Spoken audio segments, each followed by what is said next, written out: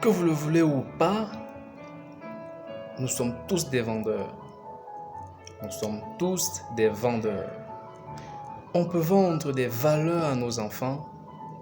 On peut vendre des idées à notre partenaire. On peut vendre une idée à nos amis. On peut vendre des produits et des services à nos clients en tant qu'entreprise. Donc vous comprenez que à chaque étape, à tous les niveaux, il est question de faire une vente. C'est pourquoi aujourd'hui on s'intéresse aux différentes techniques de vente.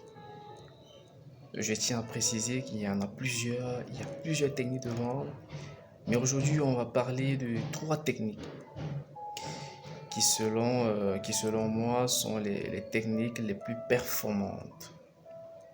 On va commencer par la première. Il s'agit là de s'intéresser aux besoins de votre client. Votre client, ça peut être votre enfant. Votre client, ça peut être votre partenaire. Votre client, ça peut être votre associé en affaires. Il est nécessaire de s'intéresser aux besoins du client. Nos amis, les pasteurs des églises de réveil, ont compris cela.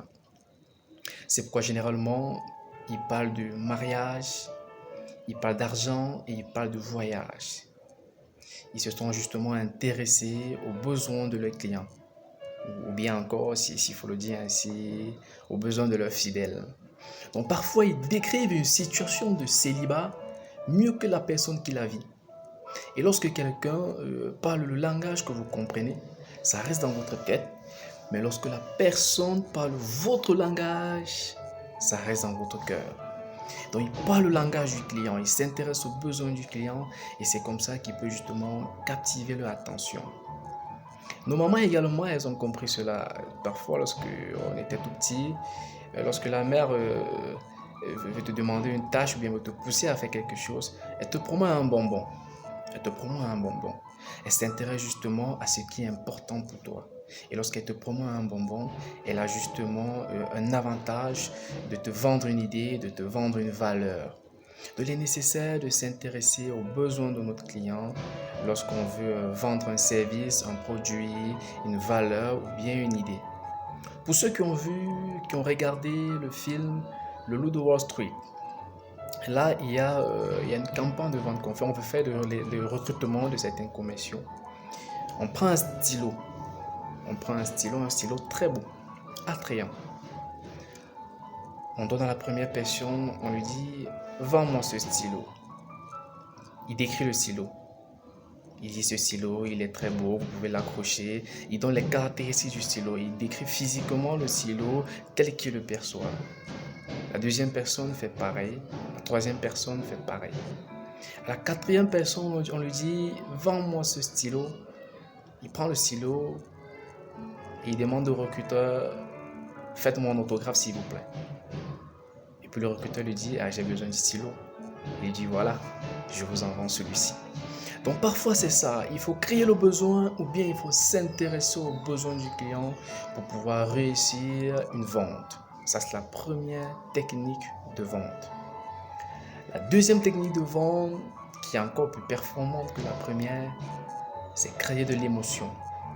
Rappelez-vous qu'il y a une vidéo qu'on a faite sur les émotions où il était question d'expliquer que la partie du cerveau qui est responsable de la prise de décision est la même partie qui est responsable des émotions.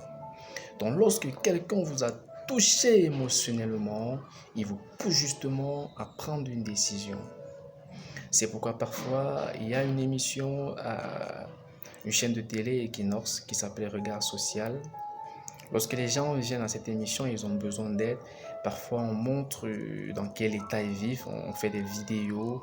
Et lorsque les téléspectateurs regardent cela, ça suscite en eux de la pitié. Et une fois que vous êtes atteint émotionnellement, vous avez justement cette possibilité-là de donner votre contribution. C'est ça. Même dans la rue, parfois, quand vous voyez ces gens qui se baladent avec des plats pour demander de l'argent, parfois c'est toute une famille avec des enfants dans un état vraiment bizarre. Quand vous les regardez, ça vous fait pitié. On suscite en vous de la pitié et ensuite justement vous pouvez passer à l'action. Donc, vous pouvez également toucher quelqu'un émotionnellement pour lui vendre un produit, pour lui vendre un service ou bien pour lui vendre une idée. Encore une fois, nos pasteurs des églises de réveil ont compris cela. Ou bien toutes les religions ont compris cela. Lorsqu'on te dit, si tu ne fais pas ceci, tu iras en enfer. Et puis on te décrit l'enfer. Directement, ça suscite en toi de la peur. Et là, tu es accessible. Tu peux justement accepter facilement certaines valeurs qu'on prône. Attention, je ne suis pas dans le jugement. Je ne suis pas dans le jugement, mais je suis dans l'observation. Donc c'est ça, il faut susciter de la peur, susciter des émotions pour pouvoir vendre un produit ou bien un service. Il y a un exemple qu'on va prendre également pour appuyer notre thèse. C'est celui de la vente des préservatifs. Lorsqu'il y a eu cette maladie, ou bien lorsque cette maladie était vraiment en vogue, elle faisait vraiment parler d'elle, la maladie qu'on appelle le VIH-Sida ou bien encore le virus. On vous présente des personnes bizarres, maigres, des personnes qui vomissent dans un mauvais état. Et puis on vous dit, le sida, ça ne se soigne pas. On peut calmer, ça ne se soigne pas. Si vous avez cette maladie, vraiment, c'est la mort qui vous attend. Ça crée justement de la peur dans l'esprit des gens. Et puis on met sur le marché les préservatifs. On dit voilà le remède pour éviter justement d'attraper le sida. On met les préservatifs sur le marché. Il faut voir comment les gens achetaient les préservatifs. C'est-à-dire, on vous pousse à acheter un produit dont vous ne comptez pas utiliser. Vous allez voir bon nombre de garçons qui ont parfois les préservatifs dans leur porte-monnaie. Ils n'ont pas l'intention d'utiliser. Mais il préfère avoir cela dans son porte-monnaie et de ne pas utiliser que d'en avoir besoin et ne pas avoir. C'est justement parce qu'on a créé de la peur en nous. On a justement créé de la peur et là on nous pousse à acheter un produit. Parce qu'on a créé de la peur. Donc lorsque justement vous suscitez des émotions chez quelqu'un, il est possible justement que vous vendez facilement votre produit, votre service ou bien encore vos valeurs, vos idées. Donc ça c'était la deuxième technique. La troisième technique de vente qui est la plus performante, moi je pense qu'elle est la plus performante, c'est la recommandation. La recommandation. Lorsque vous dites allô, j'appelle, c'est Monsieur Footing qui m'envoie. Vous n'avez plus rien à dire. Le produit que vous vendez, il va passer. Vous avez d'abord la chance d'obtenir rapidement un rendez-vous de vente et vous êtes sûr que vous allez vendre. La recommandation est une technique très performante, elle est percutante. C'est pourquoi parfois on a nos docteurs traditionnels. Lorsqu'ils veulent vendre un produit, ils font parfois des vidéos de témoignages. Vous allez voir une femme qui dit voilà, ça faisait 48 ans, j'ai pas eu d'enfant. Et lorsque je suis allé vers ce docteur, 2 mois après, 3 mois après, je suis tombé enceinte des jumeaux. Ensuite, des triplés. Je dis encore une fois de plus, je ne suis pas dans le jugement, je suis dans l'observation. Je ne dis pas qu'il y a des docteurs qui soignent la stérilité. On n'est pas à ce niveau-là. On est dans l'observation. Donc la recommandation justement est une technique de vente percutante. C'est pourquoi ces pasteurs, ces médecins, ces tradis praticiens font souvent des vidéos où les clients leur recommandent. On ne va pas oublier nos amis les pasteurs des églises et réveils. Ils ont également compris cela. Ou bien ils ont très bien compris cela. Lorsqu'ils disent c'est Dieu qui m'envoie, je viens au nom de Dieu, Dieu m'a parlé, mais il n'a plus rien à dire. Donc c'est Dieu qui recommande ce pasteur-là. Lorsqu'il vous dit cela justement, il a la possibilité de vous vendre facilement les valeurs, de vous vendre sa façon de penser, sa façon de voir les choses. La recommandation, elle est très percutante. Nos mamans également ont compris cela.